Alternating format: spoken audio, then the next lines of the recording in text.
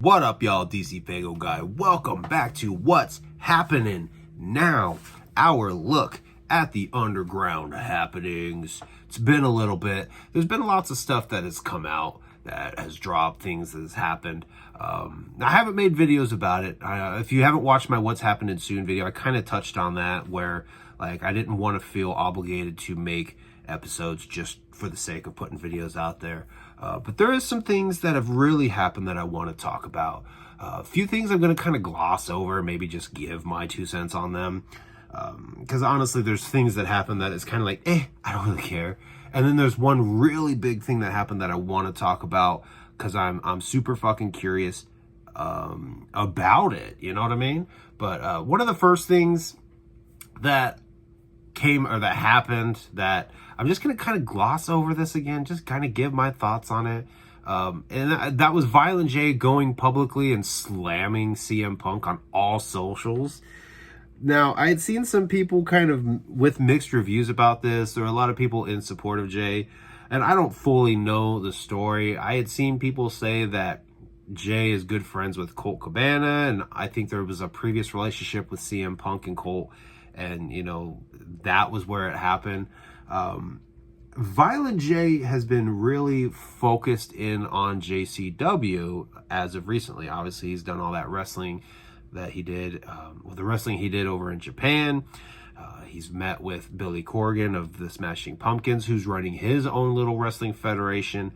And I think that has really sparked for Jay to get back into doing wrestling things. And I don't think this was a publicity stunt, but I think this was something that he wanted to do kind of to put some eyes on JCW, put some eyes on him, and maybe help gain some momentum or notoriety in the wrestling community. Again, I think this was his way of just trying to like put eyes on JCW, because they are putting together some shows. If I remember correctly, I had seen somewhere that there was going to be like a JCW tour, if you will, a lot of shows that they're going to be doing. They're going to be recording for JCW. You know, I know I truly think he feels the way he feels about CM Punk. He changed the lyrics in Fuck the World at the Gathering last year to say fuck CM Punk, you know. So I know how he feels about him. But I think the stunt of going on all their social medias and saying what he said definitely feels like not a publicity. Well, maybe it will be a publicity stunt. Maybe we should say it was a publicity stunt, because I think that was his intention. I think that was his way of saying, yo, in the wrestling community, I'm fucking coming back. Fuck this guy. Here's what we're doing over here, kind of thing. So I really didn't have any other thoughts than that. That's just kind of my take from it. I feel like that's what he was doing with that, making his stance clear on how he feels about somebody in that scene, and you know, getting some attention. Yeah, it worked, because Violent J was fucking trending on Twitter. Another thing recently that happened that a lot of people have been talking about, and honestly, I haven't watched it, I haven't listened to it. I probably won't, because from my understanding, and I've never seen one of these before, that's kind of the formula for this show. Drink Champs. ICP was on Drink Champs. And I guess Violent J kind of, you know, he kind of ruffled some feathers. He said some things, and people were just not happy with it. The only thing I really saw of note that I wanted to kind of talk about or even bring up was the fact of Jay talking about, I think it had to do with his loyalty tattoo he recently got on his face. But one of the questions they asked, what's more important, respect or loyalty? And Shaggy said respect. And Jay, like, I disagree with you. Loyalty is number one. Shaggy made a great point that with respect comes loyalty. And I 1000% am with Shaggy. And the reason why I bring this up again is I've said in a few videos that I've been aligning more with Shaggy here lately than Violent J. And this is just another example. I 1000% agree with Shaggy that respect is more important, because you could have somebody loyal to you that don't respect you. They're just blindly loyal to you. And, you know, I think that's an important thing also to mention, is there's a huge difference between loyalty and blind loyalty.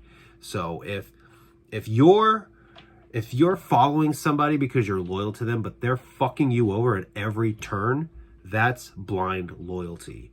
But if you respect somebody and you guys work well together and you do a lot for each other, that you have that respect, that loyalty kind of naturally comes. And I think that's what Shaggy was trying to say.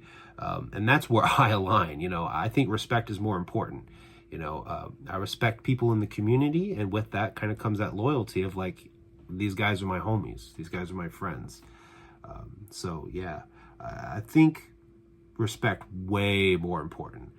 And it's just an example again of why I align so much with Shaggy over Violent J. But you know, and we could dive in and make a whole fucking video that's going to garner a lot of negative attention of saying, what does that say about Jay and how he would rather people be loyal to him, and he could fuck them over and they'll just blindly follow him. But let's not do that. The other thing that just recently got announced, it was actually just 2 days ago. Today's the 30th. This was just announced on the 28th. Violent J is going on a What Had Happened Was story time tour. He's going to have Ouija Mac with him, and he's hitting 4 dates.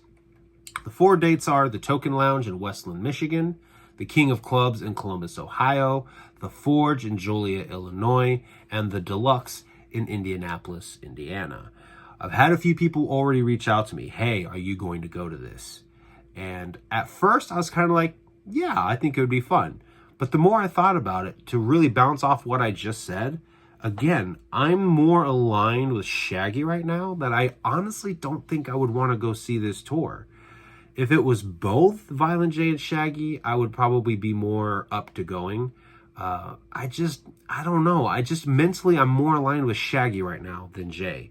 I think there'll be some great stories that he tells. You know, I think Juggalos will have a fun time. It's just, for me, not really something that I find myself going and fully enjoying. I feel like just because there's interviews I've been watching with Jay, and it's kind of like, yeah, I've had enough for one day. You know what? Okay, I'm good. I can move on from this kind of thing. That's just kind of where I'm at right now. And there's no disrespect to Violent J. It's just, you know, I would rather focus my attention on things that I am enjoying, and it's just not something I'm enjoying right now. So, but that tour is going off. Let's see. July 31st is the Michigan date. August 1st is the Columbus date. August 2nd is the one in Illinois. And August 3rd is the one in Indianapolis. So if you are interested in going to those, there are tickets available. I think they are... the homie Dave of Mania reached out to me about it. And I believe I asked him how much they were. I think he said 50, which isn't bad. You get to hear stories from Violent J. And, you know, whatever Ouija Mac's going to be doing while he's there, maybe he's going to tell some too. Which, you know, Ouija Mac and Light, when they did their seminar at the 2018 Gathering of the Juggalos, I was very entertained with that. So maybe he'll be the one that brings the element of entertainment. But the last thing that I want to talk about for this episode of What's Happening Now, Camp Zuul 4 took place last weekend, went down, was fucking amazing. While there, Alla Xul Elu did their Q&A.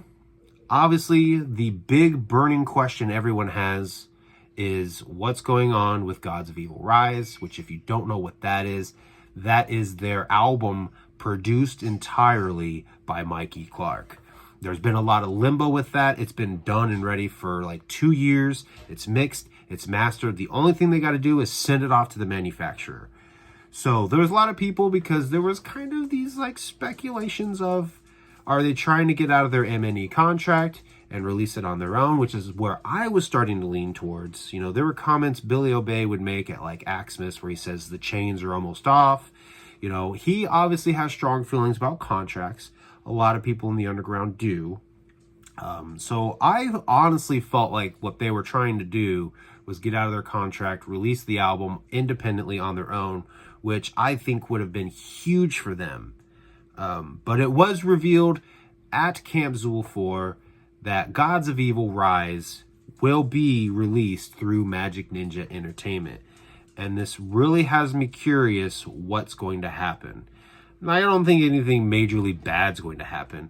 I'll be watching from both sides, if you will, kind of what happens.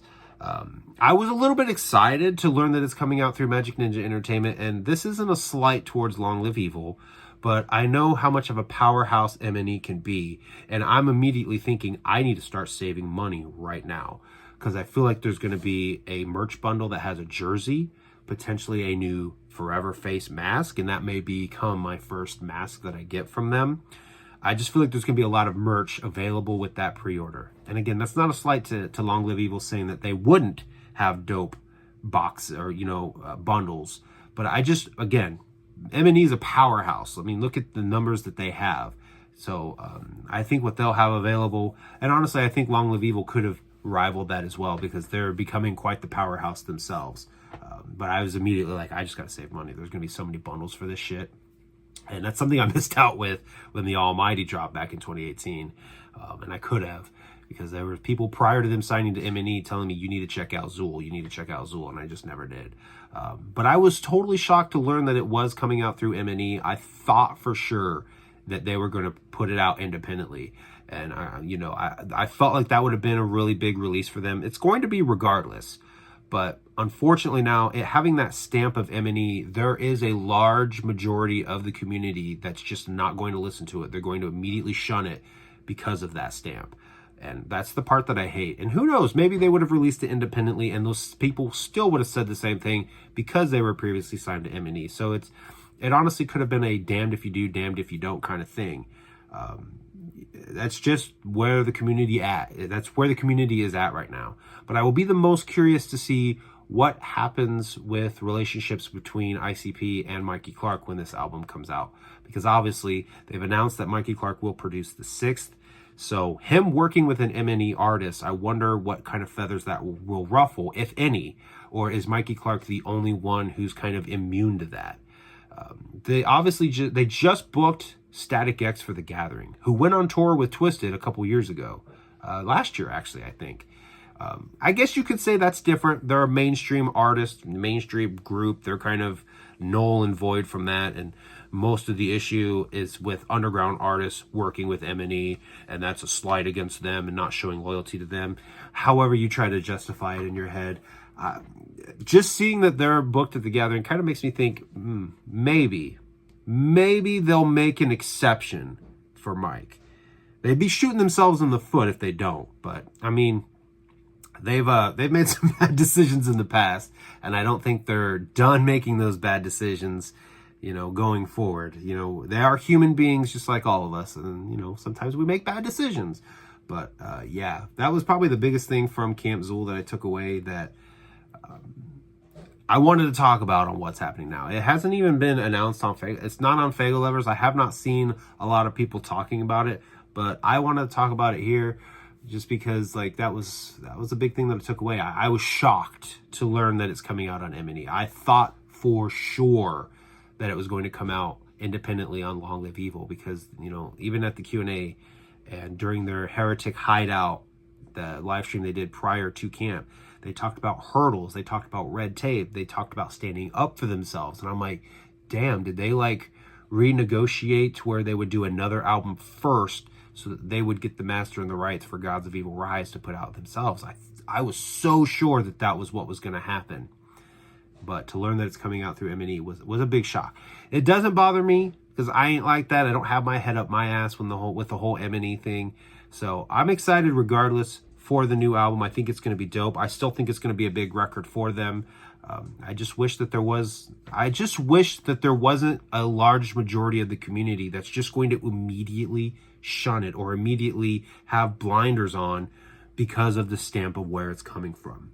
It sucks. That's the one thing about the community that sucks donkey dicks. And if you suck donkey dicks, more power to you. But anyway, that's going to wrap it up for this episode of What's Happening Now. This is actually probably the shortest episode we've done in a while. But anyway, tell me down below what you guys think about the upcoming Violent J Tour. Are you planning to go if it's coming close to you? What did you think about Drink Champs?